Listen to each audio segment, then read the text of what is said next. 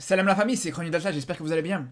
Alors après cette défaite du Barça contre le Bayern ce mardi en Ligue des Champions, j'attendais ce match contre Elche avec beaucoup d'attention sincèrement parce que je voulais vraiment voir comment les Catalans déjà allaient réagir après cette défaite. Et quand je dis ça, c'est surtout en ce qui concerne le contenu du match parce qu'encore une fois, je vous le dis, je vous le redis, pour ce genre de match, le résultat il m'importe très peu pour pas dire quasiment pas. On sait très bien que le Barça va gagner ce genre de match, encore plus contre ce genre d'équipe comme Elche et encore plus à 10 contre 11. Donc bien sûr qu'une victoire sur un score aussi large sans encaisser de but, c'est toujours positif, ça on va pas s'en plaindre.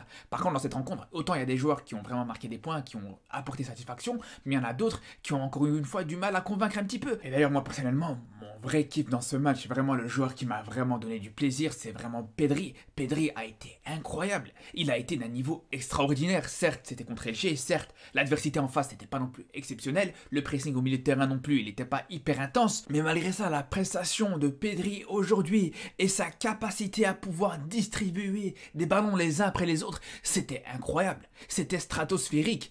Il était en mode facteur aujourd'hui. Il t'a distribué des colis les uns après les autres. Le mec, tu peux l'embaucher chez Amazon. Après, c'est vrai qu'il a manqué un petit peu de présence à la finition. La seule occasion, la seule situation où il aurait pu ouvrir son compteur de but, il était hors jeu. Mais malgré ça, franchement, il peut ne pas marquer. Comme contre le Bayern, il peut te rater des occasions comme ça les unes après les autres. Il n'y a pas de problème, franchement. Si à chaque rencontre, il arrive à te distribuer les 15 passes en profondeur sur les 16 qui tentent, honnêtement, tu lui demandes plus rien. Tu lui demandes plus rien s'il te fait à chaque fois ça, mais t'as plus besoin de rien d'autre en fait. Ce qui montre encore plus à quel point ce match de Pedri a été encore plus impressionnant, c'est tout simplement quand tu le compares à De Jong. Parce que De Jong aussi, il fait un bon match. De Jong aussi, il a été hyper solide, il t'a récupéré énormément de ballons dans ce milieu de terrain. Mais malgré tout, à côté de Pedri, pour moi, franchement, le match de De Jong, il peut te paraître quasiment banal. Après, justement, pour ce qui est de Pedri et De Jong, il n'y a absolument rien à dire, c'était complètement monstrueux ce qu'ils ont pu te proposer dans ce match. Mais à côté, c'est Kessie qui en fait les frais parce que là, pour le coup, tu l'as absolument pas vu. Alors, je sais pas si c'est parce que les deux autres milieux de terrain, ils prenaient tellement de place, ils étaient tellement bons qu'ils se suffisaient presque à eux-mêmes, c'est possible, c'est une possibilité en fait. C'est tout à fait possible que justement, vu l'adversité encore une fois, vu la supériorité numérique sur quasiment l'ensemble du match, c'est tout à fait possible que Pedri et De Jong, ils avaient quasiment plus besoin de Kessié. Et d'ailleurs, on a même très souvent vu Kessié se projeter vers l'avant, aller même dans la surface adverse. On l'a vu très souvent dans cette surface adverse en première mi-temps. Donc c'est tout à fait possible que s'il a été moins en vue, c'est tout simplement parce qu'il a été moins sollicité, que ce soit offensivement et défensivement. C'est une possibilité. Après, ça justifie pas non plus totalement son manque de présence dans ce match. Je pense que Kessié aussi, c'est un joueur professionnel, il doit aussi s'adapter à ce genre de situation et il peut même en profiter au final. C'est vraiment une situation qui peut lui permettre d'être plus entreprenant, de se montrer un petit peu plus, de tenter plus de choses avec le ballon, parce qu'il montre aussi qu'il manque beaucoup d'assurance. Quand on le voyait, par exemple, du côté de la Côte d'Ivoire ou du côté du Milan, sincèrement, c'était un autre Kessié. C'était un Kessié beaucoup plus entreprenant, qui tentait des choses, qui tentait des dribbles, qui hésitait pas à se projeter vers l'avant, balle au pied. Après, ce qui est sûr, c'est que dans ce match, il y en a un qui a répondu largement aux attentes. C'est clair que c'est Lewandowski, encore une fois, il a répondu présent, il a fait son travail,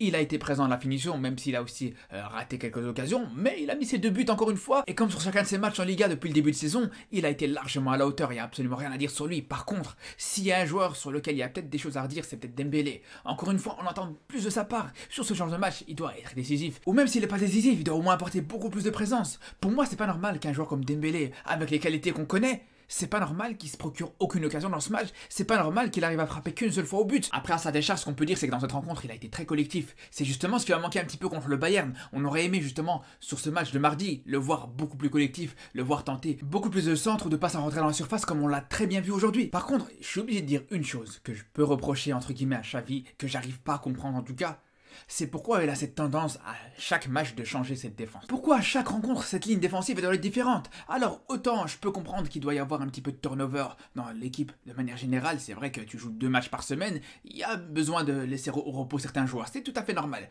Mais par contre la défense faut la laisser, la défense faut pas la bouger, elle a besoin de stabilité, surtout dans ce contexte-là, surtout avec une équipe qui se reconstruit, surtout sur le plan défensif. T'es obligé, aujourd'hui t'as plus le choix, cette défense elle doit enfin une fois pour toutes acquérir une certaine stabilité, c'est pas normal de voir au sein d'un même match encore une fois Koundé qui bascule entre le poste de latéral droit et puis en deuxième mi-temps quand Bellerin y rentre, il revient dans l'axe, c'est pas possible. Que Bellerin n'ait pas été titulaire contre le Bayern, on peut tout à fait le comprendre, c'est tout à fait normal, il venait d'arriver, il venait de faire un petit bout de match, c'est normal de pas le voir titulaire contre une des plus grandes équipes d'Europe alors qu'il manque énormément de rythme.